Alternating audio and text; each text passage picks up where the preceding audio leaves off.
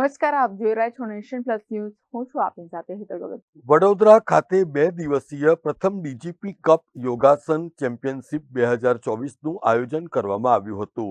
સ્વાસ્થ્ય જાગૃતિ અને વ્યાયામ પ્રાણાયામ સાથેની જીવનશૈલી માટે લોકો પણ સજાગ બન્યા છે. 24 કલાક લોકોની સેવામાં ખડેપગે ઊભી રહેતી પોલીસને માટે પણ સ્વાસ્થ્યની કાળજી લેવી એ અત્યંત આવશ્યક અને સ્વાભાવિક છે. પ્રધાનમંત્રી નરેન્દ્ર મોદીના અથાગ પ્રયત્નો બાદ 21મી જૂને સમગ્ર વિશ્વ એ યોગ દિવસ તરીકે ઉજવે છે. સ્ટ્રેસ મેનેજમેન્ટ માટે અત્યંત ઉપયોગી એવા યોગાસને અનેકના જીવનને પરિવર્તિત કર્યા છે અને તેમને સ્ટ્રેસ ફ્રી લાઈફ પણ આપી છે. યોગાસનને એક કોમ્પિટિટિવ કોર્સ તરીકે ઓળખ આપવાના રાજ્ય અને કેન્દ્ર સરકારના પ્રયાસોના ભાગરૂપે પ્રથમ ડીજીપી કપ યોગાસન ચેમ્પિયનશિપ 2024નું શુભારંભ થયો છે. પોલીસ કર્મચારીઓનું મહેનત તણાવ દૂર થાય તેમજ તેઓનું સ્વાસ્થ્ય જળવાયેલું રહે એવા મુખ્ય હેતુ સાથે શારીરિક, માનસિક અને આધ્યાત્મિક શક્તિમાં પણ વધારો થશે એ નિશ્ચિત છે. વડોદરાના સમા સ્પોર્ટ્સ કોમ્પ્લેક્સ ખાતે પ્રથમ ડીજીપી કપ યોગાસના ચેમ્પિયનશિપ 2024નો દીપ પ્રાગટ્ય કરીને શુભારંભ કરવામાં આવ્યો હતો. આ પ્રસંગે પરેડ પણ કરવામાં આવી હતી.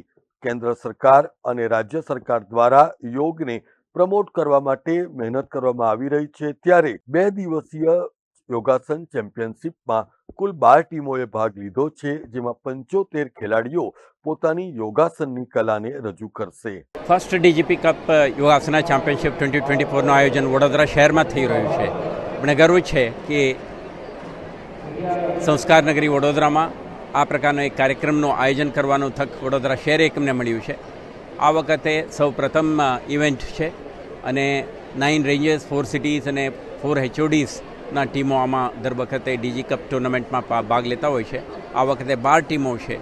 તો મને વિશ્વાસ છે આ એક કોમ્પિટિટિવ સ્પિરિટમાં યોગાસના કરવામાં આવશે અને સાથે સાથે શહેરજનોને એક મેસેજ પણ જશે. યોગા આજે ફિઝિકલ, મેન્ટલ, ઇમોશનલ અને સ્પિરિચ્યુઅલ હેલ્થ માટે જરૂરી છે. તો આ એક મેસેજ દરેક સ્તરે સમાજમાં સ્પ્રેડ કરવામાં પણ આ ઇવેન્ટ આપણા માધ્યમથી એક ટૂલ બનશે એવું મને લાગે છે. સર, તમારા પ્રવચનમાં તમે અત્યારે સ્ટ્રેસ મેનેજમેન્ટ માટે પણ યોગાની વાત કરી હતી, શું છે? બેસિકલી અત્યારે જે ફિટનેસ માટે આપણે પોલીસ વિભાગમાં જે સ્ટ્રેસ મેનેજમેન્ટનું જરૂરિયાત રહે છે, આપણે art of living, heartfulness institute અને યોગા સાથે સંકળાયેલા અન્ય Yoga federation of India, Yoga બોર્ડથી આયોજિત કાર્યક્રમો આ બધામાં ભાગ લેતા હોય છે. આ પણ આના એક ભાગરૂપ જ છે. સાથે સાથે DG and IG of Gujarat સ્ટેટના પ્રયાસ છે આને એક સ્પોર્ટિંગ ઇવેન્ટ તરીકે જે ભારત સરકારના હેતુ છે પ્રેઝન્ટ કરવામાં આવે, પોપ્યુલર કરવામાં આવે. આવતા દિવસોમાં જ્યારે 2nd, 3rd, 4th એડિશનનું આયોજન થશે ત્યારે રાજ્ય કક્ષાએ અને રાષ્ટ્રીય કક્ષાએ ઘણા બધા યોગા ખેલાડીઓ હશે જે રાષ્ટ્રીય અને આંતરરાષ્ટ્રીય સ્તરે પણ પોતાના નામ હાંસલ કરતા હશે. પોલીસ કર્મચારીઓને યોગા કેટલું અનુકૂળ આવશે? હું કીધું કે આપણે જુદા જુદા એજન્સીઓ સાથે આ યોગાને નિયમિત રીતે આયોજન કરવાના પ્રયાસ કરતા હોઈએ છીએ. સ્ટ્રેસ મેનેજમેન્ટ માટે, પોતાના સ્વાસ્થ્ય જાળવાઈ રાખવા માટે અને એક હોસ્ટાઇલ એન્વાયરમેન્ટમાં જ્યારે આપણે ક્રિમિનલ, એન્ટી સોશિયલ એલિમેન્ટ્સ, લો તોડનાર સાથે ઇન્ટરેક્ટ કરતા હોય છે, સ્ટ્રેસ ના બને, સ્વસ્થ રહે તે માટે યોગા ખૂબ ઉપયોગી નીવડશે. આ ટુર્નામેન્ટ પણ આવા એક મેસેજ સ્પ્રેડ કરવા માટેનું હેતુ સાથેનું જ છે.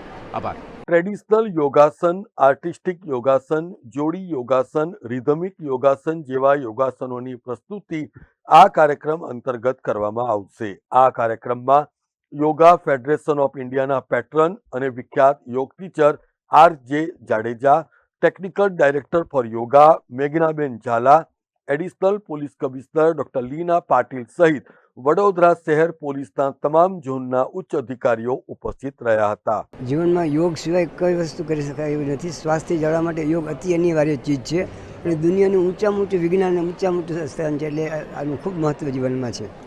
કેવી રીતે જુઓ છો આ જે કાર્ય કરવામાં આવ્યું છે? પોલીસ તંત્ર બહુ સરસ રીતે કામ કરવા આવ્યું છે. પહેલી જ સ્પર્ધા છે છતાં આટલું સારું આયોજન કરવું અઘરું છે અને બહુ વ્યવસ્થિત કામકાજ છે. માટે પોલીસ ડિપાર્ટમેન્ટને ધન્યવાદ. ખૂબ ખૂબ સારું કામ છે.